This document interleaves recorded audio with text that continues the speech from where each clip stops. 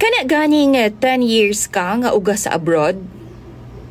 Tapos ni uli ra ka para sa kargadang dili na mo gana. Itago na lang ko ninyo sa pangalang Irene.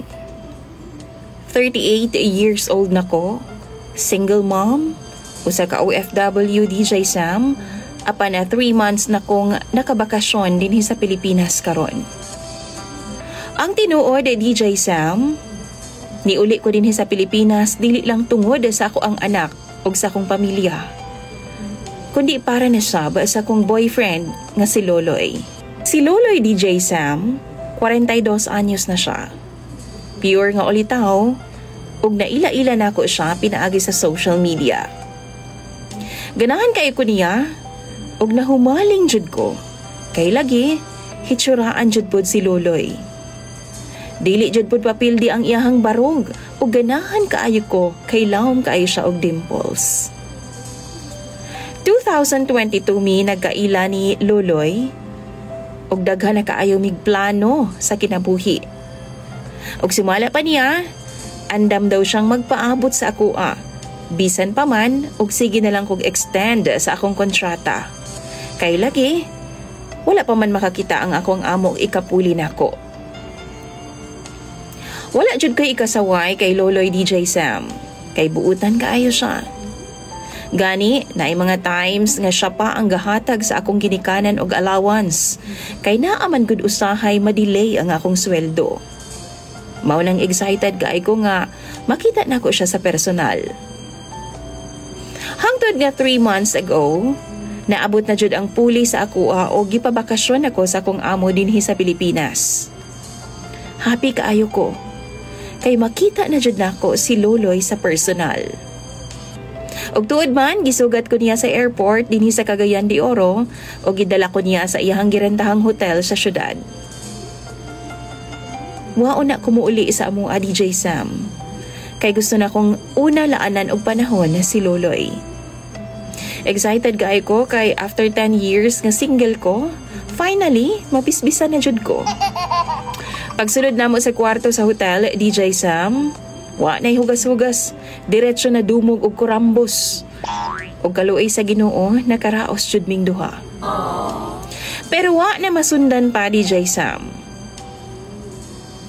Kutob na lang siya, kiss-kiss, ugay-ugay, tapos wala na dayon. Naligo pa gani ko after ato DJ Sam, kay nag-expect pa ko og more rounds pa. Pero mo na dito ang first and last. Hangtod nang uli na lang mi. Kabalo ka DJ Sam, wala jud ko nahimutang. Ginaisip nako nga, dili ba siya ganahan ako? Pangit ba ko? Baho ba ko? Wa jud ko mahimutang sa tinuod lang ug wa ako makatug og tarong hinuna-huna. Maudong after 1 week, gi-invite na ko siya nga mag-hotel na pud mi. Apan bisan unsaon og dumog DJ Sam. Bisan unsaon akong hikap-hikap, bisag unsaon akong palpal. Wa na jud. Lupig pa'y manok nga gidungoy lagi haskang luyaha sa iyang manoy. Nangayo siya sorry nako. Kay wala po daw siya kaibaw nga nung naana siya. Nagsugo daw siya nga ni ana sa edad nga 30. Mao po daw na ang rason nga nung wa pa daw siya naminyo hangtod karon, kay gibiyaan ra daw siya sa ubang babae kay lagi talagsa raman daw mutukar ang iyahang gana.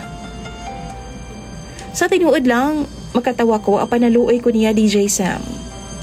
Nga halos mapaslot na lang siyag pinukaw sa iyang manoy.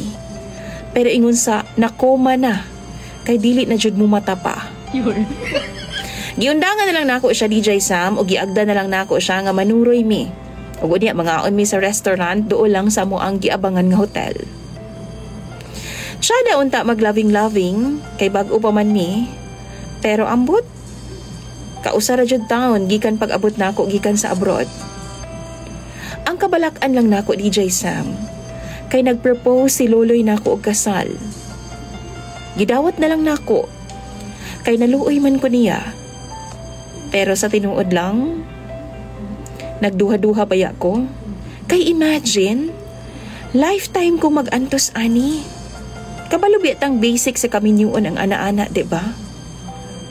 Sa tinuod lang, DJ Sam, kaatraso na kay ko. Pero maluoy pod ko ni Luloy. For sure, masakitan siya o galing man.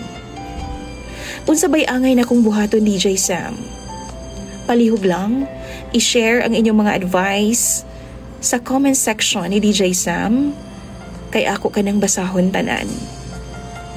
Imong follower, DJ Sam, Irene.